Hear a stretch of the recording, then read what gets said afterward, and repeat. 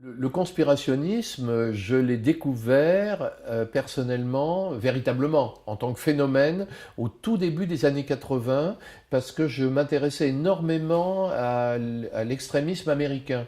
Il y avait aux États-Unis on pourrait dire, un kaléidoscope de courants beaucoup plus large qu'en France.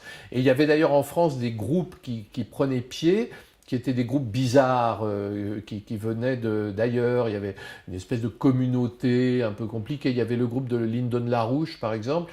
Moi, je connaissais très bien ce groupe parce que j'avais des amis qui étaient avec moi dans la galaxie ultra-gauche et qui avaient basculé dans le larouchisme parce que tellement c'était bizarre et extravagant et qui s'étaient retrouvés embrigadés dans ce qui ressemblait beaucoup à une secte. Et du coup, je me suis beaucoup intéressé à la galaxie des complotistes américains. C'était quand même un phénomène américain au départ, largement américain, mais qui passait par alors, des brochures, des fanzines, des livres, toute une littérature à laquelle je n'ai jamais cru. J'ai vu cette sous-culture se développer sous mes yeux grâce à la vidéo, les cassettes vidéo, grâce à la photocopie, et notamment la photocopie couleur, et aussi grâce aux cassettes sonores. Les cassettes sonores étaient très importantes. Et ce qui m'a frappé, c'était le fait qu'il y avait des complotistes d'extrême droite, mais il y avait aussi toute une mouvance complotiste d'extrême gauche. Il faut bien comprendre qu'il y a plusieurs types de complotisme. Il y a ce qu'on pourrait appeler des complotismes délirants, qui sont ceux qui font rire ceux qui ne sont pas complotistes, comme l'idée des lézards, des extraterrestres, toutes ces théories, évidemment, qui paraissent ridicules et qui le sont.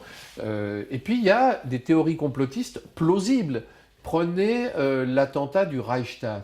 Pendant des années, les communistes staliniens ont dit c'est un attentat nazi. C'est une provocation nazie. Sauf que l'incendiaire du Reichstag était un vrai ultra-gauche, un communiste de gauche, un communiste de conseil, qui s'appelait Marinus van der Lubbe, et qui était un vrai militant, qui était parti d'un groupe qui prônait l'action directe. Donc on sait aujourd'hui que l'attentat du Reichstag n'était pas un complot. Que ça ait servi Hitler, c'est indéniable, ce qui prouve la bêtise de l'ultra-gauche qu'on voit encore aujourd'hui quand ils vont évidemment décrédibiliser tous les mouvements sociaux en cassant les vitrines. C'est exactement la même démarche en réalité, mais en tout cas, il y avait une sincérité de l'action.